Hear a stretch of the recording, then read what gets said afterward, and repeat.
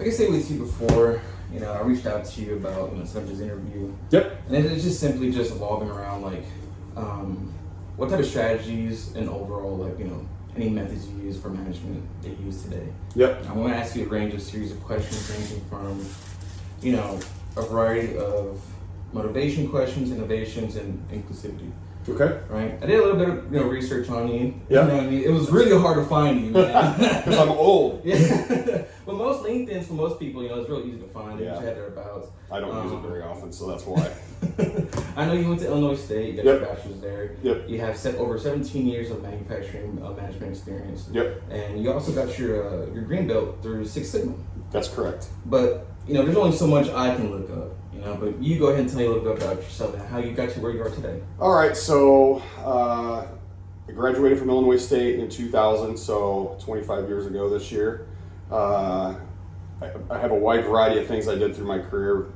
First job I had out of school was in manufacturing, so I was actually worked at the steel mill, wire mill side of the steel mill, in barbed wire. So we made barbed wire rolls for farm fence in the union for a while. That led me to supervisor job a year or so down the road. From there, I moved over to third shift. I was foreman over galvanized, the draw room, which is, if you don't know what that is, where they take larger rods of wire and draw it down to smaller sizes. Yes, sir. So I was in charge of those two departments on top of maintenance and galvanized. So I did that for about 6 years, and then in 2008, kind of a recession, especially in the steel manufacturing industry, and then they cut a bunch of people, and it went by seniority. So unfortunately, I lost my job there. After that, about 2 weeks later, I got a job at Caterpillar.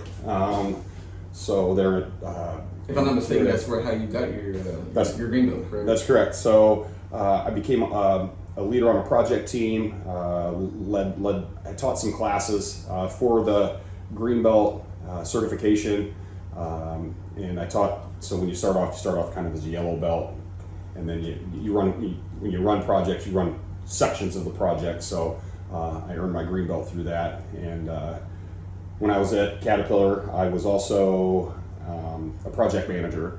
So I was in charge of anywhere between $15,000 all the way up to a $4 million project I ran.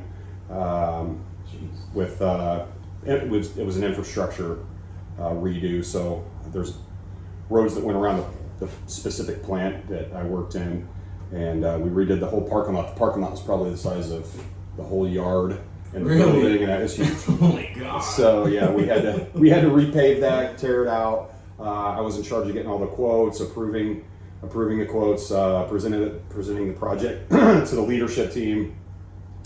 That's where I kind of learned how to public speak, because I was never comfortable with it before that. So, but when you're talking to the leadership team there at the Caterpillar facilities, it was such a high dollar amount that I had to actually present to corporate level too. So that was interesting. That was an interesting piece of my journey. So I earned my green belt at CAT, and then my manager at CAT had me apply for a job it would basically be in charge of our entire maintenance department. So it was a contractor of CAT, but they needed somebody to run the place. They needed a site manager. So I ended up being the site manager for Advanced Technology Services, which at first it was just over the facility side, so it's like air conditioning, and I'm in charge of all the crews that did all that work. But then it turned into being in charge of machine repair, all the techs that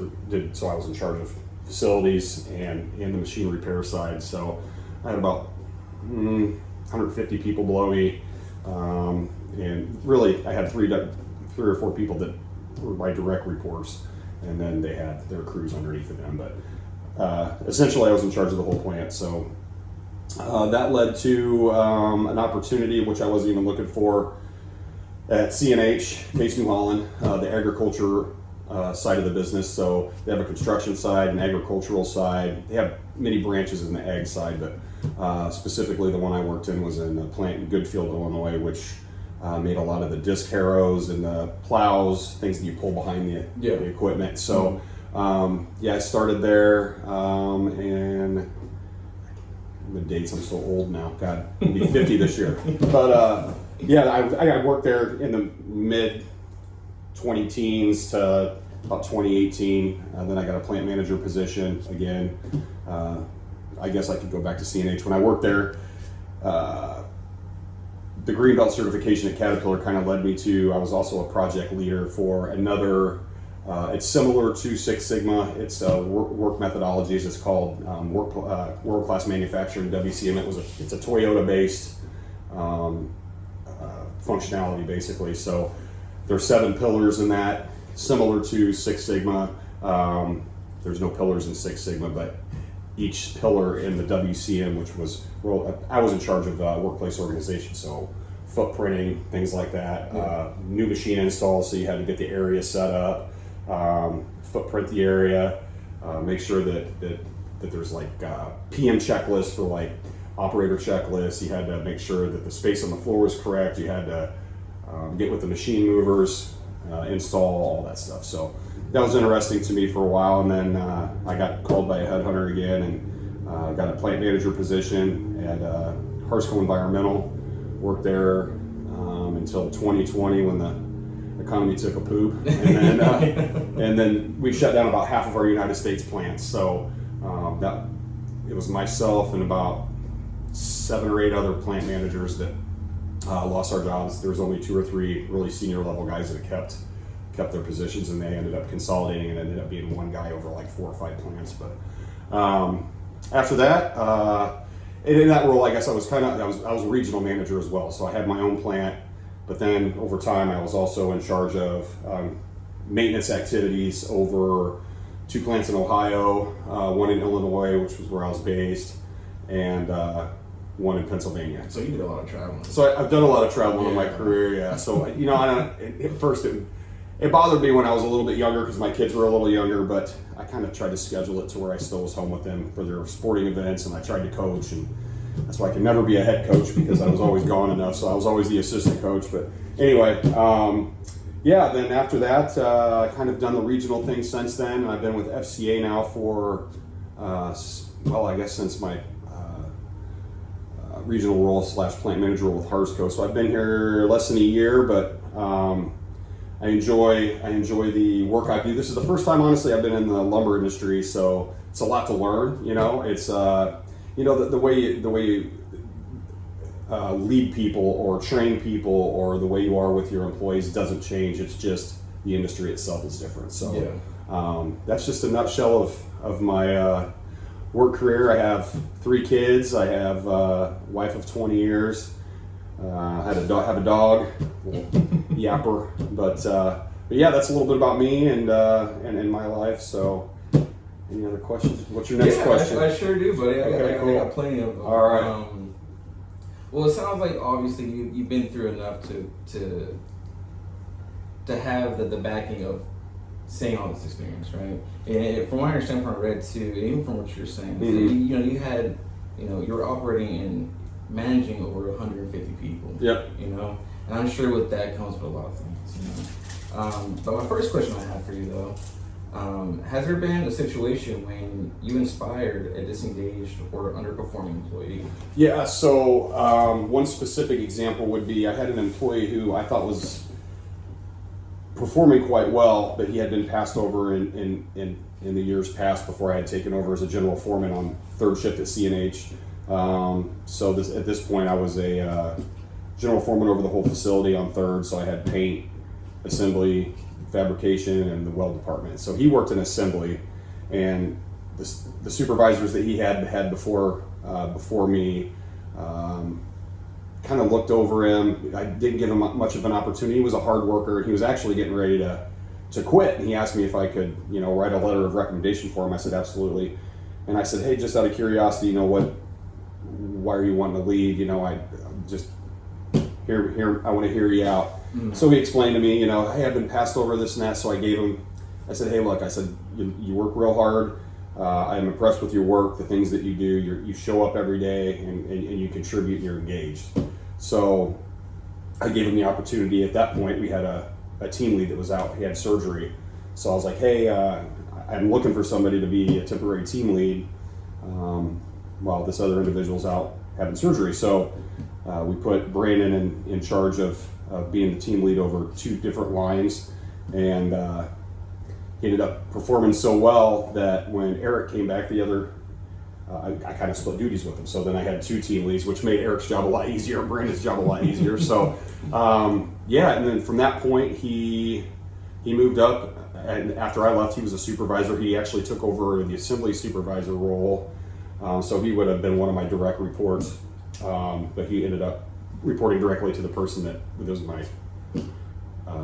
predecessor. So, and then after that, I'm trying to think. I know that after that, he actually ended up, he didn't have a college degree. He was in the military. So hard work paid off for him. Once you get noticed, once you get recognized, I think a lot of people become disengaged with things at work when you get overlooked and all you do every day is, come in and give 100% and you're being engaged and you're playing as a part of the team and not just as an individual. So, I've been in so many temp services. Man. Yeah. Before, because I've been knowing Albert for, over 20 years. Yeah. And luckily he, got me a job here. But before that, I was going temp to temp. Yeah. Especially with the pandemic. That's tough. It was real tough. The drive rates for temps is insane. Yeah. A lot of people were going in there just, be there for like 3 months. They were already on unemployment just to get the benefits. No, I get it. But it's always tough to, especially at temp services, it's always hard to get hired on. Yep. They always like, it's 3 months. You're going to be hired on. Don't worry about it. Yeah. But man, it takes a long time. Yeah, every place I've been to, and I think it's the only place now that Charlie actually sees what I do. Most places don't see what I do. Yep. And that's always, I would say, the toughest when you feel part. appreciated. Yeah, that's always the toughest part. Yeah. And so anyway, Brandon ended up, after CNH, he ended up going to kind of where we're from, Peoria, Illinois area.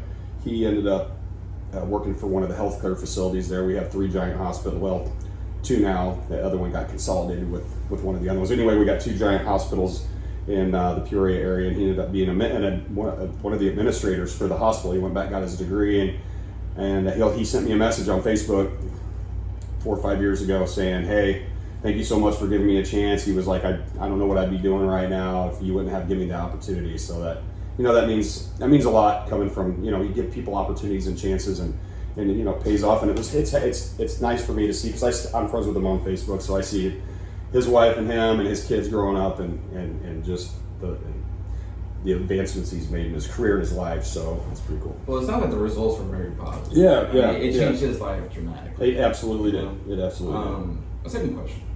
What changes in your approach do you make to motivate individuals with different personalities and work styles? So I've always, I manage people the same, but I manage people differently based on their personality. So the set of rules that you have for everybody is the same, but how you treat people is always different, because you're not going to be the same as Albert. Albert's not going to be the same as Junior. Junior's not going to be the same as Charlie. So in order to approach people, it's important to understand that everybody handles situations and experiences differently. So over the years, I've learned that there's some people that take criticism better when you're harder on them. I've learned that some people, you have to sit down and give them constructive criticism and say, here's where I want you to go. There's other people that you have to not really so much give an ultimatum to, but here's A and B, you're at A, I need you to be at B. Yeah. It's just, and you don't know what's going on outside of, a lot of people don't understand leaders I've had in my past. I've had some good ones and some bad ones, and the bad ones didn't understand that the individuals, I'm not talking about myself, I'm talking about the other people that they managed. I noticed that a lot of the times, they didn't understand the situations going on outside of work. So sometimes people would come in a bad day, but nobody knows that Johnny or Charlie lost their kid that week, or their mom died, or they're having, their son has a drug problem. And so I think that to understand where people are coming from, and I've always been one to say, hey, how's it going at home? Like, hey, what do you like to do outside? If you get to know me for 5 minutes, you're going to know that I care about what goes on outside of work more than I do what you're doing at work, because I care about you as a person. So I think people need to understand. I think it's important for leaders to understand their people that work for them, and understand that they're people and not a number. So that's how I've always treated people. That's how I've always treated my employees. I never call them my employees. I call them my people. And you got to get to know. If you don't get to know them, they're going to know that, and they're going to know that you don't understand them, and they're going to not so much be able to trust your judgment on things, or hey, I can't talk to my boss because he doesn't understand what's going on. At least take 5 minutes out of your day, or 2 minutes. Every time you talk to somebody, hey, how's it going at home? How's the wife? How's the kids? How's sports going? How's school? How's this or that? So I think it's super important to get not so close that you might not know everybody on the floor's first and last name of their wife or anything like that. But you got to understand the people that are your direct reports. They're all different, and they all come from different backgrounds, and they all have different experiences in life, and they all have their different things. So to understand people specifically is super important to be successful, I think, in a management role. So it's pretty much like understanding their perceptions on things and how to engage them. Exactly. A third question: how does recognition and rewards impact your leadership? How thoughtful and effective were you? Repeat that one more time. How does recognition and rewards impact your leadership?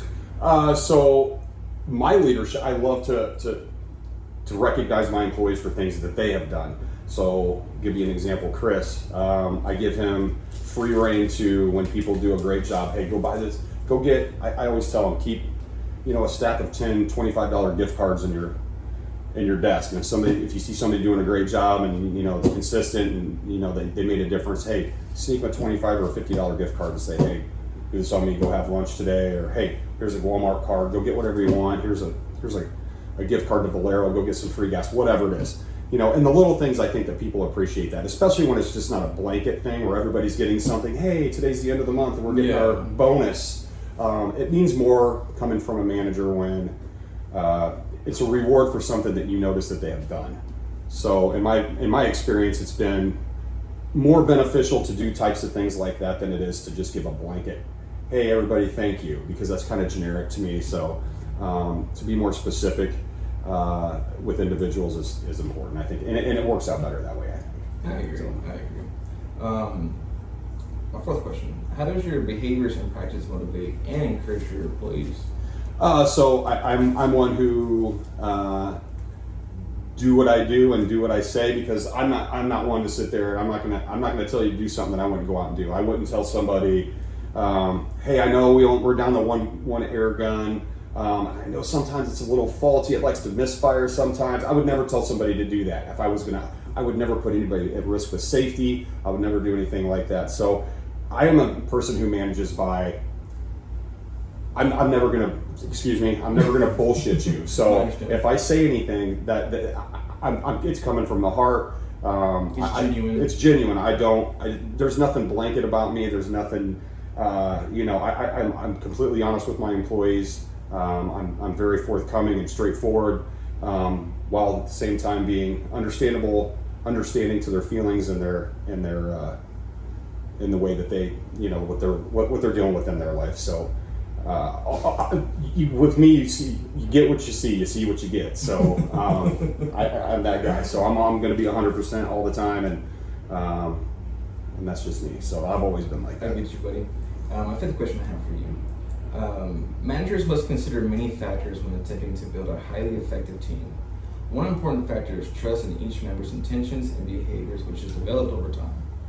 How do you strive to create an environment of trust within your team where members feel uncomfortable or feel comfortable proposing new ideas, which can ultimately lead to innovative solutions and better performance? Well, that's pretty key when you're developing a team. I think I've learned over the years that, especially like through continuous improvement activities, like I've noticed when you're trying to improve somebody's job, like you're out on the floor and you're trying to, improve like a work cell. If you get the ideas of the people on the floor who do that job every day, you're going to be more successful than you do if Johnny out of the office comes out and says, hey, this is what we're going to do, even though I have no idea how to operate this piece of machinery, or I'm not the one building these boxes every day. Always get the input of the employees on the floor. If you do that, it's called employee engagement.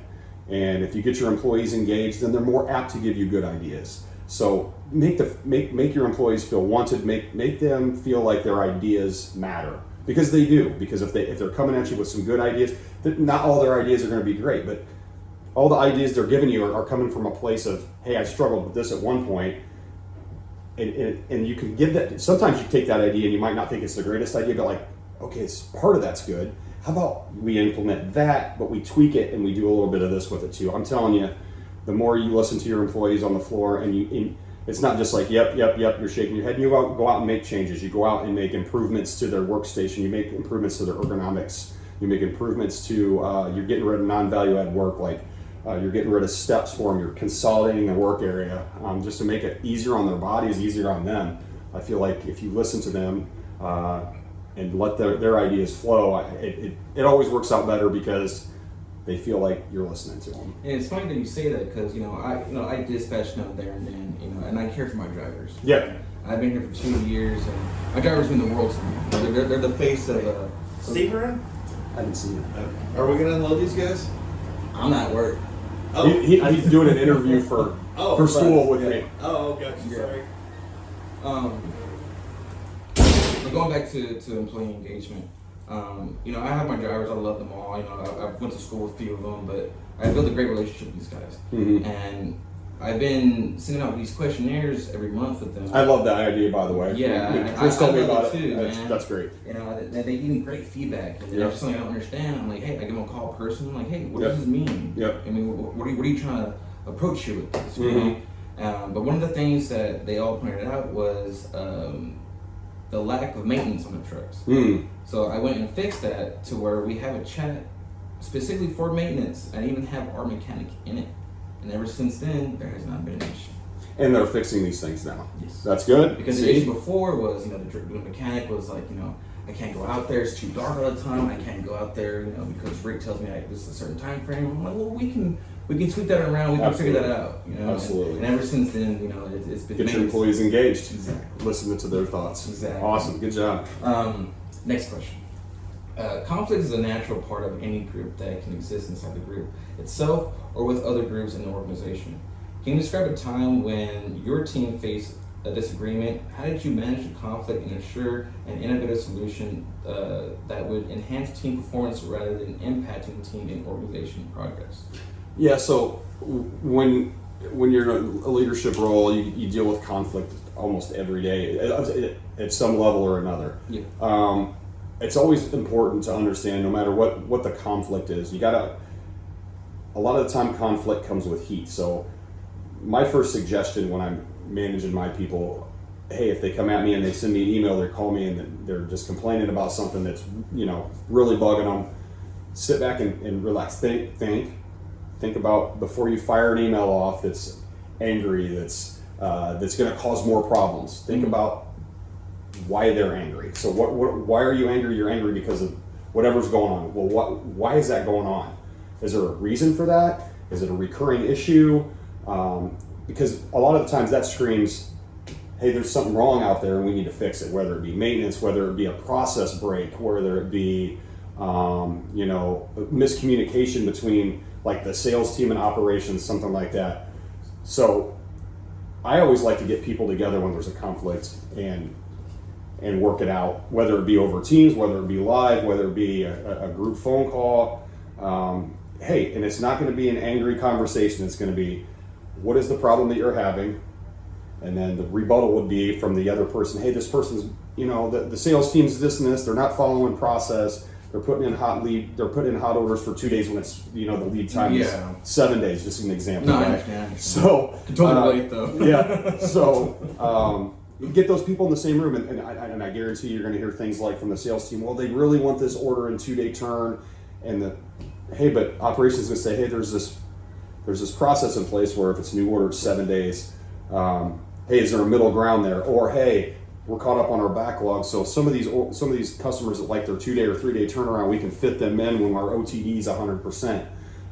So if you get conversations like that, you get people in the same room, you get them on the same phone call and talk about what the issue is, because most of the time when there's a conflict, it's a misunderstanding of like a process breaker. There's a misunderstanding. This person's viewing this as this and this person's viewing this as this. you come together with their ideas as one, as a problem as a whole, you can always resolve it 99% of the Pretty time. much get both sides. Yes, and and then then- collectively get their ideas. Yeah. Kinda like, And it's always, to me, it's super important not to do it when everybody's still mad. So wait 2 hours, wait a day, my rule is 24 hours, but if it's an immediate thing that needs to be taken care of, I mean, we're not going to do it right now, we'll do it after lunch. We're not going to do it right now, maybe we'll do it at the end of the day. So it's important for everybody to kind of have cooler heads Yeah. when they have these conversations. So, but just as a general overview of that question, that's how I handle conflicts like that. So, Gotcha. The next one. Do you believe employees feel welcomed by the company's current structure to be innovative and share thoughts of innovation with other employees and or managers? If not, what can be changed or added to create a more welcoming environment? I would say that currently it's a work in progress. I feel like the employee engagement side of it has come a long ways here, specifically at this site. Some of my other sites are older, so they've been around for quite a while. This one's new to FCA. As you know, we've just purchased Green Tree, so the employee engagement side of it is it's getting better. It's getting better, and I think that things that we can improve on, honestly, if we're going to be candid, is pay. I feel like people on the floor should probably make a little bit more money than they're making, if we're going to be honest. And I've been pushing that with leadership, so we'll see how that goes. But I think that's probably the biggest holdback, and that's why our turnover rate is so high currently. Because why am I going to sit here and make $15 an hour when I can go down the street? Might have to work a little bit harder, but I'm going to get paid $20 an hour, right down the road. So overall, I think we have great benefits. I think we have, a great culture. I think that there's a lot of opportunity for improvement or for opportunity for growth here.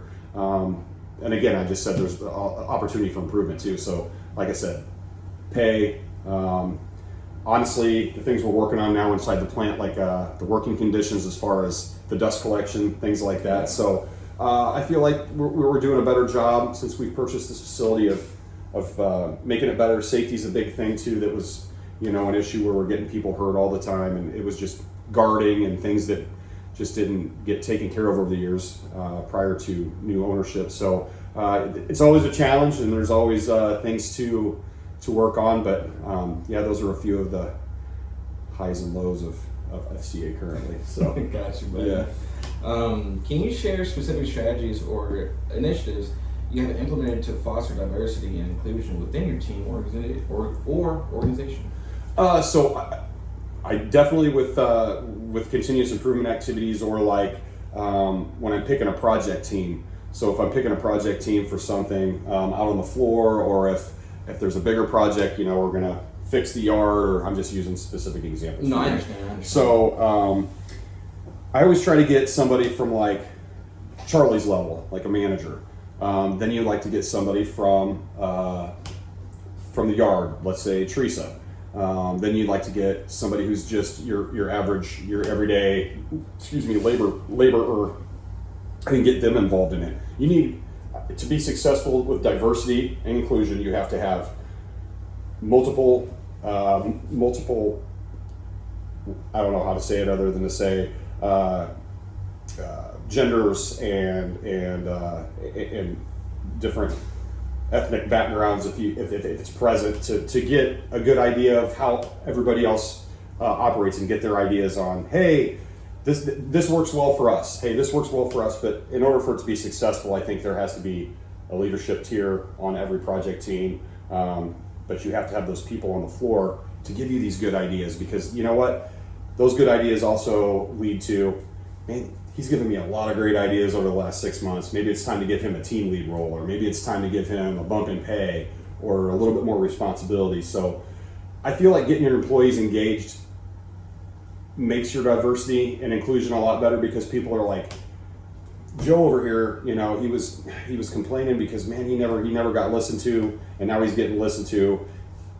And if everybody starts getting listened to in their ideas, then you're including everybody. So I feel like again, I go back to the, listen to the people on the floor, because they're the ones who make your product, and they're the ones who make you money. So Backbone. yeah, that's the backbone right there, and I've Gotcha. always believed that. So just treat your employees well, and all the rest of that falls in line. So Okay, but I got a few more questions for you coming to the end here. okay. How do you ensure that employees from different backgrounds feel valued, heard, and included in your organization? I treat everybody the same. I don't care your background. I don't care your nationality, your skin color, what language you speak. I don't care. Treat everybody with respect. So to me, it's as long as you're treating a human being like a human being, and that's just how I've always done it. Treat everybody equally. Everybody's ideas are the same. Everybody's voice is the same. Because they're all valid, because everybody's doing a job, whether it's my job, whether it's your job, whether it's out on the floor, whether it's a yard, fork truck driver, or it's one of our drivers delivering product to the customer. It's important that everybody has a voice, everybody has an idea, everybody has an opinion, and it's valuable that you listen to that, because again, this goes back to the engagement part of it.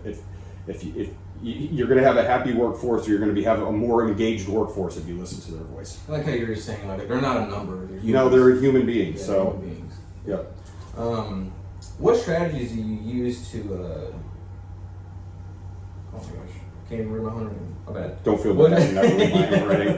What strategy do you use to address and mitigate unconscious bias in hiring, promotion, and team dynamics in general? So I've always promoted and built my next leadership team based off of performance only. Like if you're in a wheelchair, if you're 6'4" and bench press 600 pounds, like I don't care. Like if you're doing your job and you're doing the things that are required of you, and you go above and beyond. It's not just doing your job; it's going above and beyond your job to make it to that next level. So it's about being committed to your work. It's about being committed to the team, committed to ideas, committed to a goal that obviously the company has as a whole, but also site to site as a whole, and teams as a whole. So every different department has its goals. Every different group has its goals. And again, like I said, to me it's just really people focused. So I mean, that's how everything becomes successful, and that's how the bottom line gets met. Is you're making sure that everybody, no matter who you are, it's important. So again, I've built I can't even tell you how many people up from on the floor to leaders and managers, and it always goes back to the same thing. You set goals, meet those goals, you exceed those goals. You can tell the people on the floor that really want to work hard and want to move up, and that's fine. If there's people that don't, and people are happy with their jobs on their floor that they do now, not everybody's a manager, but you can always make that person on the floor who wants that job, that wants to keep that position that they're currently in. You can always make them make the best sawyer that they can be, make them the best assembler that they can be. It's just about, again, getting employees engaged, and to get employees engaged, you got to make sure you're listening to them, and to build that successful team. Over the years, I've learned to the people with the great ideas are the ones on the floor, are the ones who have put in the work, the ones who put in the extra effort, the extra time, the overtime, the not looking at their watch when it's 2:50 and you get off at 3 o'clock and you're just standing there by the time clock. I'm talking about people who work till right at the bell, and they care. So those are the people that get promoted and get an opportunity. So, but I don't care what you look like. I don't care who you are. As long as you have that work ethic, then that's all that matters. Yeah, I love it, and that's fair, man. Yeah. How do you measure the success of your diversity, equity, and inclusion efforts, and how do you adjust your approach based on feedback and results? So again, it just goes back to treating people right. And as far as diversity and inclusion, I never look at anybody as anything other than a person. So I've never had an issue with any of that. It's just if you put in the effort, you get promoted. If you put in the effort, you get the next steps, you get the rewards. So Plain and simple. That's it. That's I'm sorry, I don't mean to make you sound like a broken record. No, you're good, but that's it. Last question, man. Finally, what advice would you give to the future leaders who are striving to create a more diversity, inclusive, and equitable workplace, or just any advice to give to future leaders in general? To me, the biggest thing is make sure that you get to know your people. Make sure that that people matter to you. Make sure that you're not a number, because I've worked at places where you're a number, and I've worked at places where they treated you great. And the places that stick out to me in my memory the most, as far as work related job placements go, are the ones that treated you and give you an opportunity and made you feel valued. So my advice, guys and gals, is to make sure that that when you're training your new leaders, when you're developing yourself as a leader, to make sure that the ideas on the floor of the people that you're managing, make sure that you put a priority on that. Make sure you put a priority on hard work and nothing else. Make sure that you understand your people, that everybody goes through something different every day. Everybody walks different paths in life. And I guess lastly, I would say work hard, because if you don't, then you're just going to be stuck complacently, in a job instead of a career. So work hard and give it 100%. And I know that sounds a little cliche, but it worked for me, and it'll work for you too. So just treat people like people and work hard, and you'll go a long way. So. Well, that's pretty much it, my man. All right. I think again, thanks for sending. Oh God! If you need another help in another class, let me know and I'll help you out. Oh, for sure. Oh, I appreciate it, man. Thank you so much.